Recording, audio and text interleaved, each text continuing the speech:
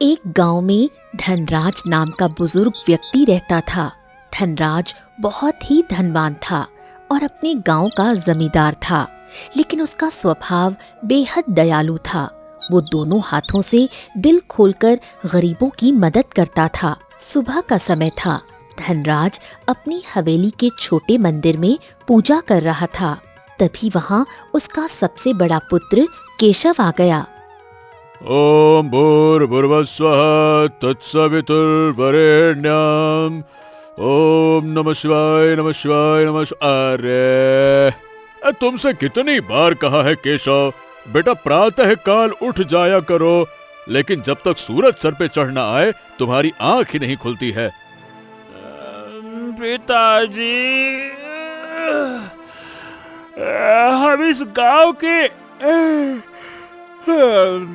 इस गांव के जमींदार हैं पिताजी।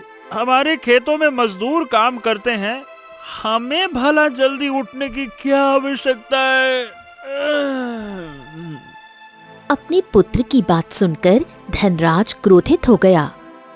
अरे अपने छोटे भाई अर्जुन से कुछ तो सीखो, वो मुझसे पहले उठता है, पूजा अर्चना करके खेतों में जाता है।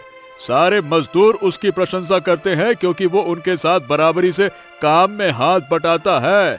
और तुम, वाह रे वाह, गजबाई लाट साहब हैं आप तो। अरे तुम तो उल्टा मजदूरों पे जुल्म करते हो, लोगों की जमीन छीनते हो, तुम्हें शर्म नहीं आती है? बड़े आए, उठो। केशव, जो अपने पिता के स्वभाव से बिल्कुल विपरीत था और जिनके तौर तरीके उसे कभी पसंद नहीं आए। अरे पिताजी, आपको शर्म आनी चाहिए। आपने जमींदारों के नाम पर दाग लगा दिया है। गजब करते हैं आप। कसम से कहूँ तो आप दूसरे गांव के जमींदारों को एक बार देखिए तो सही। राजाओं की तरह रहते हैं, राजाओं की तरह। और आपको देखकर लगता ही नहीं है कि आप जमींदार हैं। आपको तो एक साधारण सा किसान होना चाहिए था। पता नहीं जमींदार कैसे बन गए। ये सुनकर धनराज का गुस्सा फूट पड़ा। उसने अपने बड़े बेटे केशव के गाल पर जोरदार थप्पड़ जड़ दिया। दूसरे जमींदार क्या करते हैं मुझे इससे कोई मतलब नहीं है केशव। साफ साफ सुनो, जमींदारी का मतलब अत्याचारी होना नहीं होता है। यही मेरे पिता ने मुझे समझाया था और उनके पिता ने उन्हें। पीढ़ी दर पीढ़ी हमें यही बात सिखाई गई है। हम भी तुमको यही सिखाते हैं। और अगर लेना है तो लोगों की दुआएं लेना सीखो केशव, बद्दुआएं मत लेना। याद रखना, जो जमींदार गरीबों को दबाता है उसका वंश मिट जाता है। बात करता है लाट साहब कहीं का कि हम जमींदार नहीं लगते हैं, नालायक कहीं का। इतना कहकर धनराज गुस्से से पांव पटकते हुए वहां से चला गया। गुस्से से भरा केशव अपने कक्ष में आ गया। उसकी पत्नी रुक्मिणी पहले से ही नाराज बैठी थी। आखिर कब तक आप अपने पिता की सुनते रहेंगे? आपको शर्म आनी चाहिए। वो आप पर हाथ उठाते रहते हैं। आपको तो सोच लेना चाहिए कि आप छोटे बच्चे नहीं रहे, आप जवान हैं, एक पत्नी के पति हैं। आपके पिता को तो अर्जुन ही पसंद है। जब देखो उसका गुणगान करते रहते हैं। वो भी आपके पिता की तरह है, गरीबों का खर्च उठाता रहता है, उनकी थाली में खाता है। रुक्मिणी की बातों ने केशव के मन में जहर घोल दिया। अरे धैर्य रखो रुक्मिणी, आएगा आएगा, हमारा भी समय आएगा, चिंता ना करो। और जिस दिन मेरा समय आएगा ना, उसी दिन मैं तुम्हारी आंखों के सामने इस अर्जुन को धक्के देकर हवेली से बाहर निकाल दूंगा। और जिन गरीबों का वो हिमायती बनता है ना, उसे उन्हीं के साथ रहने पर मजबूर कर दूंगा मैं। शाम को अर्जुन हवेली लौटा। उसने अपने पिता को उदास देखा। पिताजी, क्या बात है? आपके चेहरे पर ये उदासी क्यों है? क्या हो गया? अरे बेटा, मेरी उदासी का कारण और क्या हो सकता है? तुम्हारा बड़ा भाई केशव। क्या मतलब पिताजी, मैं समझा नहीं। अरे क्या नहीं समझते, सब समझते हो तुम भी। उसके चाल चलन मुझे शुरू से पसंद नहीं आए। अरे बेटा, अब मैं बूढ़ा हो चुका हूँ अर्जुन। केशव को समझाते समझाते थक गया हूँ। मुझे नहीं लगता कि वो कभी सुधरने वाला है। इसीलिए बेटा, मैं तुम्हें एक सलाह देना चाहता हूँ। मेरी बात ध्यान से सुनो। हाँ हाँ, कहिए ना, कौन सी सलाह पिताजी? बेटा, तुम्हारे बड़े भाई की आंखों में तुम्हारे लिए मैं नफरत देखता हूँ, ठीक वैसी ही जैसी मैं उसकी आंखों में अपने लिए देखता हूँ। बेटा, तुम गरीबों के साथ न्याय करते हो, उनकी मदद करते हो, उनके साथ उठते बैठते हो, उनकी थाली में खाते हो, और यही बात केशव को बिल्कुल पसंद नहीं है। वो चाहता है कि तुम भी उसकी तरह क्रूर बन जाओ, लेकिन बेटा, तुम उसकी तरह मत बनना। पिताजी, मैंने आपके दिए संस्कार सीखे हैं। मैं बड़े भाई जैसा बनने की तो सोच भी नहीं सकता। आपका आशीर्वाद बस मेरे सर पर रहे, यही चाहता हूं। यही संस्कार मैंने केशव को भी देना चाहा था, पर धत, उसने कुछ सीखा ही नहीं।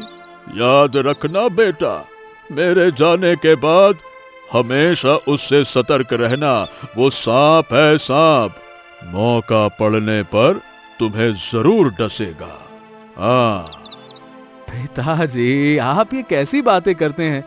अब कुछ भी हो, हैं तो वो बड़े भैया, ऐसा मत कहिए। और आप अभी कहीं नहीं जा रहे हैं। आप 100, 200, 300, 1000 वर्ष जिएंगे। कुछ भी बातें करते रहते हैं आप। धनराज ने उदासी से मुस्कुराते हुए अर्जुन के कंधे पर हाथ रखा। बेटा, ये संसार का नियम है, जो आया है वो जाएगा। अब मेरी बात ध्यान से सुनो। एक रहस्य बताना चाहता हूं, जो मैंने कभी केशव को नहीं बताया। जंगल के झरने के पास एक साधु महाराज कुटिया में रहते हैं। हमारे पूर्वज वर्षों से उनका आशीर्वाद लेते आए हैं। वो रहस्यमयी साधु हैं। कठोर तपस्या और योग के कारण बहुत वर्षों से जीवित हैं। यदि तुम्हारे जीवन में कभी कोई विपत्ति आए तो उनके पास जाना बेटा। मुझे विश्वास है कि वो तुम्हारी सहायता अवश्य करेंगे। अच्छा, और बताओ, क्या चल रहा है खेत में? सब बढ़िया? अर्जुन पिता की बात सुनकर वहां से चला गया। वो सीधे अपने कक्ष में पहुंचा और पूरी घटना अपनी पत्नी गौरी को बताई। पिताजी बिल्कुल सही कह रहे हैं। जेठ जी यानी भैया दिन ब दिन क्रूर होते जा रहे हैं। आपको उनसे सावधान रहना चाहिए। समय ऐसे ही बीतता रहा, लेकिन एक दिन धनराज पूरी तरह बीमार पड़ गए और संसार को अलविदा कह दिया। दोनों भाइयों ने मिलकर अपने पिता का अंतिम संस्कार किया। कुछ समय बाद केशव अपनी हवेली में बैठा था। तभी सुखिया नाम का गरीब किसान उसके पास आया। नमस्ते सेठ जी। सेठ जी, मैंने बीज के लिए कुछ समय पहले आपसे कर्ज लिया था, जिसे मैं समय पर चुका नहीं पाया। लेकिन कल आपके आदमी मेरे खेत में घुस गए और मुझे मेरे ही खेत से धक्के देकर बाहर निकाल दिया और मेरे खेत पर कब्जा कर लिया। सेठ जी, बहुत समस्या में हूँ। अच्छा, ओ चचा, ये बता, तुझको क्या लगा कि अगर तू कर्ज नहीं चुकाएगा तो क्या तेरी आरती उतारी जाएगी? सीधी बात है, कर्जा चुका दे और अपना खेत वापस ले ले। कोई नहीं आएगा तेरे घर पे, तेरी शक्ल देखने कोई ना आए। नहीं तो। सेठ जी, मुझे कर्ज चुकाने में कोई आपत्ति नहीं है, लेकिन आपने जो कर्ज पर इतना भारी ब्याज लगा दिया, वो मैं कैसे चुका पाऊंगा? ये तो तू बताना, तू कैसे चुकाएगा? मैं कहां से बताऊं? और सीधी बात है, अगर नहीं चुका पाएगा तो अपने खेत को भूल जा। निराश और टूटा हुआ सुखिया रोता हुआ सीधा अर्जुन के पास चला गया। बाबू अर्जुन, मेरे साथ तो बहुत बड़ा अन्याय हुआ है। समझ नहीं आता कि मैं क्या करूं। बात यह है कि मैंने आपके बड़े भैया से कर्ज लिया और फिर सुखिया सारी घटना बताने लगा। अर्जुन ये सुनकर क्रोधित हो उठा। हो भैया को कोई अधिकार नहीं है कि कर्ज पर इतना भारी ब्याज लगाए। चाचा तुम शांत हो जाओ, चुप हो जाओ, चुप हो जाओ। तुम निश्चिंत होकर घर जाओ, मैं भैया से बात कर लूंगा और तुम्हारा खेत वापस कर दिया जाएगा, ठीक है? जा जाओ। अरे बस बस बस, अरे बस बस, चुप हो जाओ, जाओ जाओ जाओ जाओ। सुखिया खुश होकर चला गया। अर्जुन सीधे अपने भाई केशव के पास पहुंचा। भैया, सुखिया की जमीन पर आपके आदमियों ने जो कब्जा किया है उसे तुरंत वापस कर दीजिए। ये सरासर अन्याय है, अच्छा नहीं लगता। अच्छे तो मुझे तुम भी नहीं लगते, पर मैंने क्या कभी कुछ बोला है? बोला क्या? देखो अर्जुन, पिताजी की वजह से मैं अब तक चुप रहता था, पर अब नहीं। तुम्हें मेरे मामलों में टांग अड़ाने की कोई जरूरत नहीं है, वरना मुझसे बुरा कोई नहीं होगा। भैया, पिताजी की आधी संपत्ति पर मेरा भी अधिकार है, मुझे बोलने का भी पूरा अधिकार है। अगर आप अपने आदमियों को नहीं कहेंगे कि सुखिया का खेत खाली कर दे, तो मैं खुद जाऊंगा। मैं आपकी वजह से पिताजी की इज्जत पर दाग नहीं लगने दूंगा, ये बात आप भी समझ लीजिए। इतना कहकर अर्जुन वहां से चला गया। तभी रुक्मिणी वहां आई। आप तो बड़ी बड़ी बातें करते थे, और देखिए आपका छोटा भाई तो आपके मुंह पर जूता मारकर चला गया। ये सुनकर केशव आग बबूला हो उठा। बस बस बस बस बस बस, बहुत हो गया। जितना बोलना था बोल लिया इस चूजे ने। अब मेरा कमाल देखना, और शाम को ही मैं अर्जुन को हवेली से बेदखल कर दूंगा। वो भी जीवन भर याद रखेगा कि उसने किसके मुंह पर पलटकर जवाब दिया था। अब तुम देखना। शाम को अर्जुन घर लौटा। केशव पहले से इंतजार कर रहा था। रुक जाओ रुक जाओ रुक जाओ, ये कहां दनदनाते हुए घुसे आ रहे हो? क्यों, तुम हवेली में क्यों आए हो? क्यों? क्यों का क्या मतलब है? आप पागल हो गए क्या भैया? ये क्या बातें कर रहे हैं आप? मैं पागल नहीं हो गया हूँ रे छोटे, मेरे प्यारे छोटे। मैं बिल्कुल सही बात कह रहा हूँ कि यहाँ दंदनाते हुए कहा। पिताजी ने क्या है कि अपनी सारी संपत्ति अपने जीते जी मेरे नाम कर दी है। तो बस सीधी सी बात है भाई, अब तुम्हारा इस हवेली पर कोई अधिकार नहीं है, तो ये हवेली हो गई मेरा घर, और मेरे घर में तुम कहाँ चले आ रहे हो? जरा इसको तो देखो। इतना कहकर केशव ने एक कागज का टुकड़ा अर्जुन के मुंह पर फेंक दिया। अर्जुन ने कागज देखा, उस पर धनराज के हस्ताक्षर थे। नहीं नहीं नहीं नहीं नहीं, पिताजी ऐसा कर ही नहीं सकते। ये हस्ताक्षर, ये नकली हस्ताक्षर हैं। नकली हस्ताक्षर। तो साबित करके दिखाओ। वैसे सत्य बदला नहीं जा सकता। अब हवेली और संपत्ति मेरी है, और मैं नहीं चाहता कि तुम यहाँ एक पल भी रुको।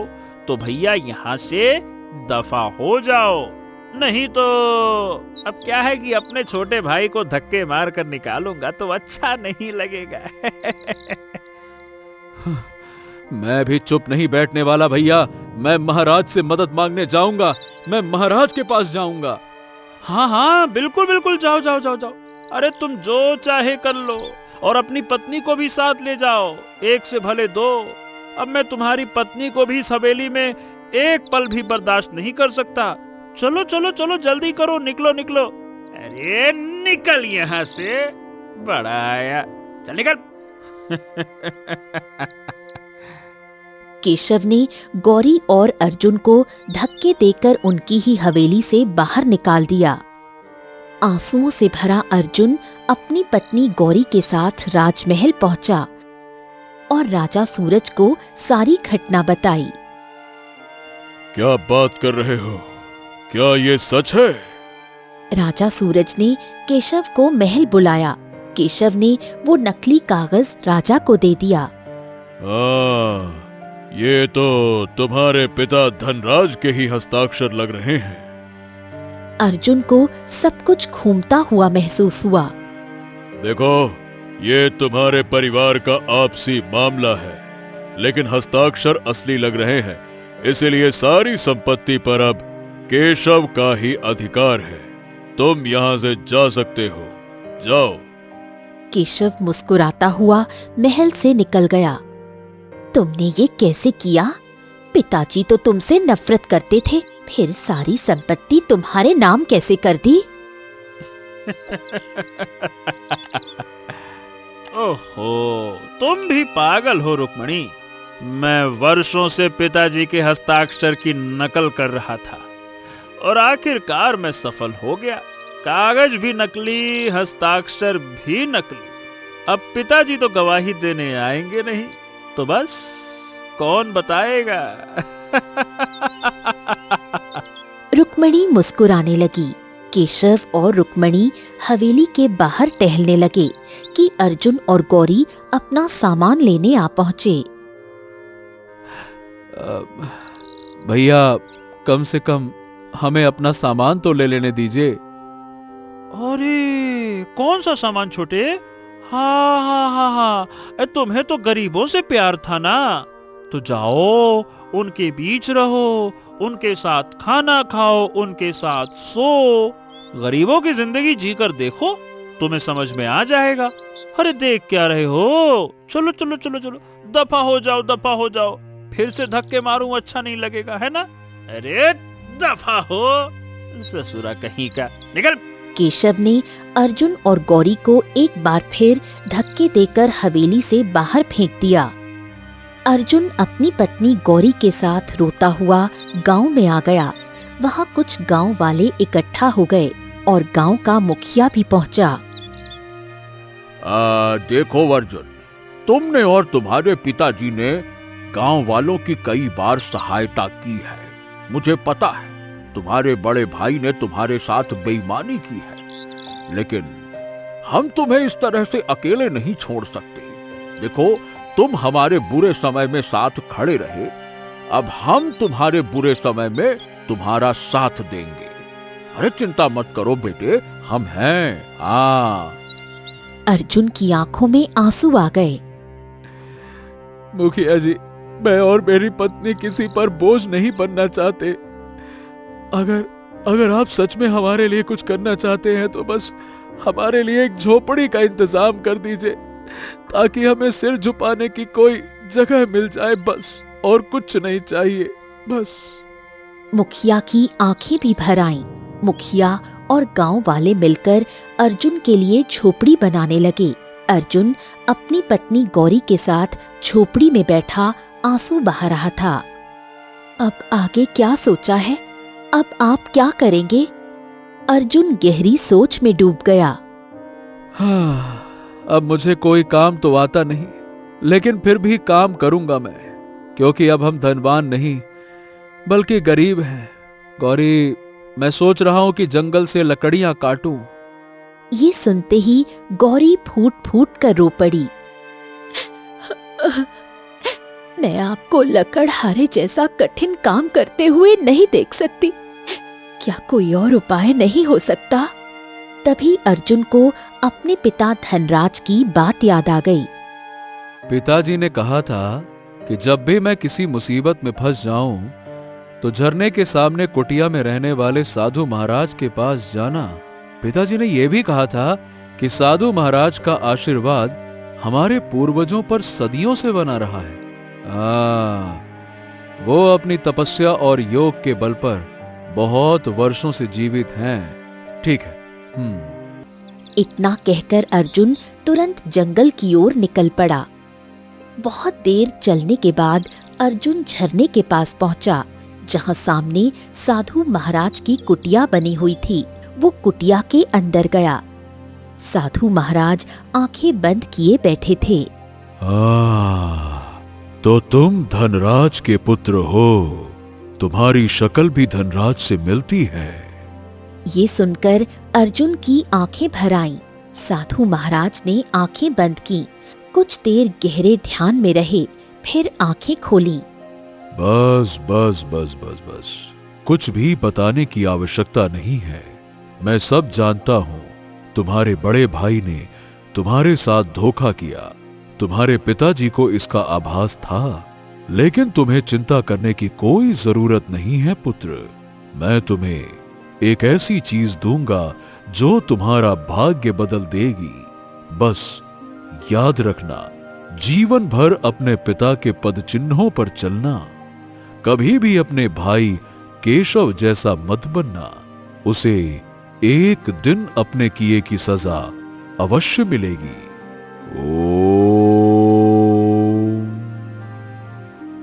इतना कहकर साधु महाराज मंत्र पढ़ने लगे। अगले ही पल रंग बिरंगी किरणों से एक मुर्गी प्रकट हो गई। ये लो, इसको ले जाओ। ये साधारण मुर्गी नहीं, ये एक जादुई मुर्गी है।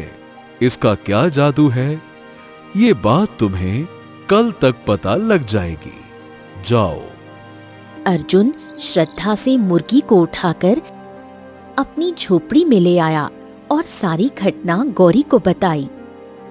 अगर साधु महाराज ने कहा है कि ये जादुई मुर्गी है, तो देखते हैं इसका क्या चमत्कार है। अगली सुबह जब अर्जुन और गौरी सोकर उठे तो दोनों हैरान रह गए। उनकी झोपड़ी में सोने के अंडों का अंबार लगा हुआ था। वो मुर्गी लगातार सोने के अंडे दे रही थी। अर्जुन, ये मुर्गी तो सच में चमत्कारी मुर्गी है। अर्जुन की आंखें भी खुशी से चमक उठी। अगले दिन अर्जुन उन सारे सोने के अंडों को बाजार में बेच आया और ढेर सारा धन लेकर वापस आ गया। कुछ ही दिनों में अर्जुन की झोपड़ी की जगह एक बहुत ही सुंदर आलीशान हवेली खड़ी हो चुकी थी। अर्जुन फिर से दोनों हाथों से गरीबों की मदद करने लगा, लेकिन यही बात केशव को समझ में नहीं आई। मेरे तो समझ में नहीं आ रहा। जब मैंने अर्जुन को हवेली से निकाला था, तब उसके पास तो कुछ भी नहीं था। गांव वाले भी उसकी ही दया पर थे और महाराज ने भी सीधे सीधे मना कर दिया था कि तुम यहाँ से जा सकते हो, कोई मदद नहीं करने वाला मैं। तो आखिरकार अर्जुन के पास इतना धन आया कहाँ से आया? रुक्मिणी गहरी सोच में डूब गई। कोई ना कोई तो रहस्य जरूर है। मुझे लगता है तुम्हें अपने छोटे भाई पर नजर रखनी होगी। शायद तुम सही कह रही हो। उसी दिन से केशव अर्जुन पर नजर रखने लगा और एक दिन उसने देख लिया, अर्जुन की हवेली में एक मुर्गी सोने का अंडा दे रही थी। अच्छा, तो इसके पास जादुई मुर्गी हाथ लगी है।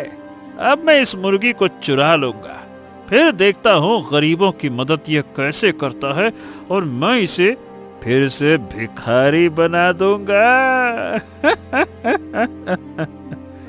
रात के समय केशव चुपके से आया, जादुई मुर्गी को चुरा कर ले गया और अपनी पत्नी रुक्मिणी को सारी घटना बताई। चलो अच्छा है, अब ये मुर्गी हमारे पास रहेगी, इसके सोने के अंडे हमारे होंगे, हम और भी धनवान बन जाएंगे। अगली सुबह जब अर्जुन ने देखा कि मुर्गी गायब है, वो बुरी तरह चौंक गया। पूरे गांव में ढूंढने लगा, लेकिन मुर्गी कहीं नहीं मिली। थक हार कर वो हवेली लौटा। हमारी मुर्गी सोने का अंडा देती थी, इसका रहस्य हमारे अलावा किसी को नहीं पता था। फिर मुर्गी कौन चुरा के ले गया? मुर्गी कौन चुरा ले गया? अब इसका रहस्य अगर कोई बता सकता है तो वो केवल साधु महाराज ही बता सकते हैं गौरी। मैं उनके पास जाता हूँ। कुछ देर बाद अर्जुन फिर से झरने के सामने बनी साधु महाराज की कुटिया में पहुंचा और सारी घटना साधु को बताई। साधु ने आंखें बंद की, मुस्कुराए और बोले, जिसने तुम्हारी मुर्गी चुराई है वो मूर्ख है और जिसने चुराई है कुछ समय बाद तुम्हें स्वयं पता चल जाएगा। लेकिन तुम चिंता मत करो, तुम ऐसे ही लोगों की मदद करते रहना। ओम। इतना कहकर साधु की आंखों से रंग बिरंगी किरण निकली और दूसरी जादुई मुर्गी प्रकट हो गई। ये लो, इसे ले जाओ। इसका चमत्कार क्या है ये भी तुम्हें कल पता चल जाएगा। जाओ। अर्जुन मुर्गी को लेकर घर लौटा और सारी घटना अपनी पत्नी गौरी को बताई। अब देखते हैं ये किस तरह की जादुई मुर्गी है।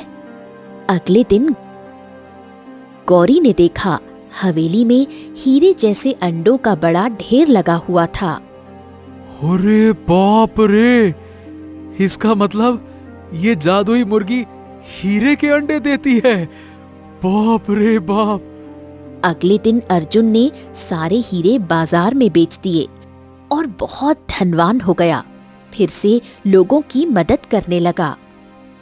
हो, ये हो क्या रहा है? ये क्या हो रहा है? इस समझ में नहीं आ रहा कि सोने का अंडा देने वाली मुर्गी तो मेरे पास है, फिर अर्जुन इतना धन कहां से ला रहा है? मैंने जिन लोगों की जमीन छीनी थी, अर्जुन ने उनकी मदद करके जमीन वापस दिलवा दी। ये कहां से रहा है इतना धन? मुझे लगता है तुम्हें अपने भाई पर फिर से नजर रखनी होगी। कहीं वो कोई दूसरी मुर्गी तो कहीं से नहीं उठा लाया। तुम ठीक कह रही हो। अब की बार मैं फिर से नजर रखता हूँ। केशव फिर से अर्जुन पर नजर रखने लगा और एक दिन उसने देख लिया अर्जुन की नई मुर्गी हीरे का अंडा दे रही थी।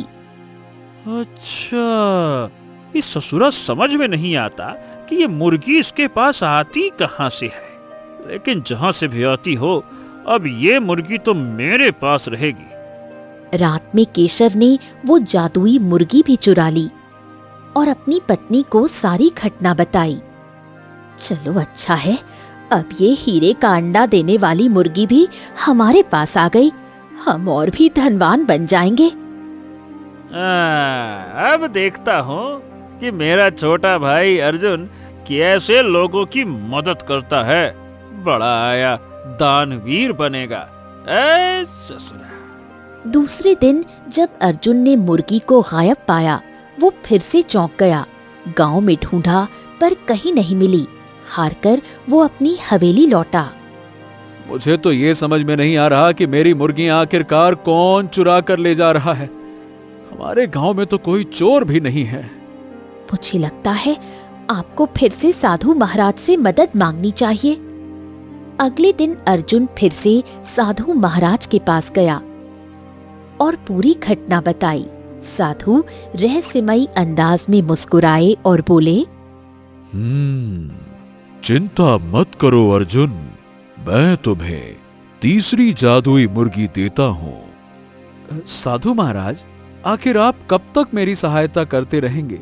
क्या वो चोर कभी पकड़ में नहीं आएगा जो मेरी मुर्गियां चुरा कर ले जा रहा है? ऐसे कब तक आप मुझे मुर्गियां देते रहेंगे? अब मैं तुम्हें एक ऐसी मुर्गी दूंगा जो जादुई होगी, लेकिन उसमें एक विशेषता होगी। अगर चोर उसे चुराने का प्रयास करेगा तो वो बच नहीं पाएगा। अच्छा, और वो कैसे? वो जादुई मुर्गी मनुष्य को वैसा ही बना देगी जैसा वो अंदर से है। ओम। इतना कहकर साधु ने मंत्र पढ़ा। अगले ही पल रंग बिरंगी किरणें फैलीं और एक सोने की मुर्गी अर्जुन के सामने प्रकट हो गई। अरे, ये तो सोने की मुर्गी है। हाँ, इसे ले जाओ। इसका चमत्कार ये है कि ये मुर्गी जिस भी वस्तु पर बैठेगी उसे अपने जैसा सोने का बना देगी। अर्जुन खुशी खुशी मुर्गी को लेकर अपनी हवेली आया और सारी घटना अपनी पत्नी गौरी को बताई। अब हमें इस मुर्गी की सुरक्षा करनी होगी। वो चोर अभी भी शायद हम पर नजर रख रहा होगा। और अगर उसने सोने की मुर्गी को देख लिया तो वो इसे भी चुराने का प्रयास करेगा। लेकिन साधु महाराज ने कहा है गौरी, अगर उसने इसे चुराया तो पकड़ा जाएगा। अर्जुन मुर्गी की मदद से बहुत सारी वस्तुएं सोने की बनाने लगा और उन्हें बेचकर गरीबों की फिर से मदद करने लगा। अरे समझ नहीं आ रहा, आखिर ये अर्जुन के पास इतनी मुर्गियां आ कहां से रही हैं? ये मुर्गियां लाता कहां से है ससुरा? कहीं से भी लाता हो, लेकिन हमें तो फायदा है ना। वो जादुई मुर्गी लाता है और मूर्खता से सारा धन गरीबों पर लुटा देता है, और तुम चालाकी से मुर्गी चुरा लाते हो और अंत में जादुई मुर्गियां हमारे पास आ जाती है। बात तो तुमने पते की कही है। चलो मैं देखता हूँ कि इस बार कौन सी मुर्गी लेकर आया है। केशव फिर से अर्जुन पर नजर रखने लगा और उसने एक दिन सोने की मुर्गी देख ली। अरे ये तो बड़ी ही विचित्र मुर्गी है, सोने की मुर्गी। लेकिन क्या करना है, अपने को फर्क नहीं पड़ता। अब तो ये मेरे पास रहेगी। रात होते ही केशव चुपके से आया और सोने की मुर्गी चुरा ले गया। वो सीधा अपनी हवेली पहुंचा। ये तो सोने की मुर्गी है। और इसका सबसे बड़ा चमत्कार ये है कि ये जिस वस्तु पर बैठेगी उसको भी सोने का बना देगी। तब तो हम अपनी हवेली का एक एक सामान सोने का बनवा देंगे। संसार में हमसे बड़ा धनवान कोई नहीं होगा। और अब अर्जुन से बड़ा भिखारी कोई नहीं रहेगा। ऐसा ससुरा अर्जुन। केशव की बात पूरी भी नहीं हुई थी कि मुर्गी की आंख से रंग बिरंगी किरणें निकली और केशव पत्थर में परिवर्तित हो गया। हे भगवान, ये क्या, मेरे पति पत्थर के बन गए। अब ये हमेशा पत्थर के रूप में ही रहेगा, क्योंकि मेरा एक चमत्कार ये भी है, जो मुझे बुराई की नीयत से स्पर्श करता है मैं उसे वैसा बना देती हूँ जैसा वो अंदर से होता है। तुम्हारे पति का मन पत्थर है, इसलिए वो पत्थर का बन गया। रुक्मणी रोती हुई दौड़कर अर्जुन के पास आई। अरे अरे अरे भाभी, आप यहाँ, क्या बात है? रुक्मणी ने सारी घटना बताई। अपने भाई को ठीक कर दो, कृपा करो। अच्छा, तो इसका मतलब मेरी जादुई मुर्गियां भैया चुरा रहे थे। क्या भाभी, उन्हें शर्म नहीं आई? एक तरफ उन्होंने नकली दस्तखत करके पिताजी की संपत्ति हड़प ली और मुझे हवेली से निकाल दिया, और फिर मेरी मुर्गियां भी चुरा कर ले गए। क्या भाभी, क्या? हमें अपनी गलती का एहसास है, हमें क्षमा कर दो।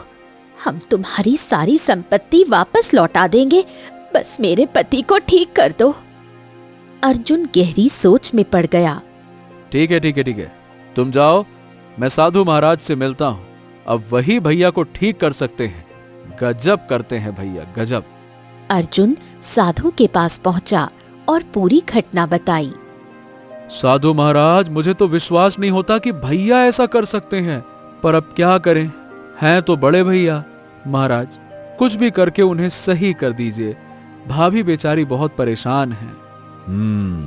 लेकिन तुम ये बताओ कि तुम क्या चाहते हो? हाँ, अब मैं क्या बताऊं। उन्होंने जो किया मेरे साथ वो अलग बात है, लेकिन मैं तो उनके जैसा नहीं हूं ना। उनकी पत्नी है, उनका परिवार है। कर दीजिए, उन्हें सही कर दीजिए। साधु मुस्कुराए और बोले, मुझे तुमसे यही उम्मीद थी। चलो, मेरे साथ चलो। साधु और अर्जुन केशव की हवेली पहुंचे। केशव पत्थर का बना खड़ा था। रुक्मणी रो रही थी। वो तीनों मुर्गियां लेकर आओ जो अर्जुन की हैं, तुम्हारे पति की नहीं। जाओ। रुक्मणी तुरंत तीनों मुर्गियां ले आई और अर्जुन को सौंप दी। साधु ने मंत्र पढ़ा और केशव रंग बिरंगी किरणों में घिरकर फिर से मनुष्य बन गया। मुझे क्षमा कर दो, मुझे क्षमा कर दो भाई, मैं सारी संपत्ति लौटाने को तैयार हूँ, मुझे माफ कर दो, मुझे माफ कर दो। नहीं नहीं भैया, मुझे संपत्ति नहीं चाहिए, मेरे पास बहुत कुछ है। अगर देना ही चाहते हो तो इतना दे दो कि जो पिताजी चाहते थे, यानी कि तुम वैसे बन जाओ, गरीबों पर अत्याचार छोड़ दो, अपने मन की कठोरता और लालच को खत्म कर दो।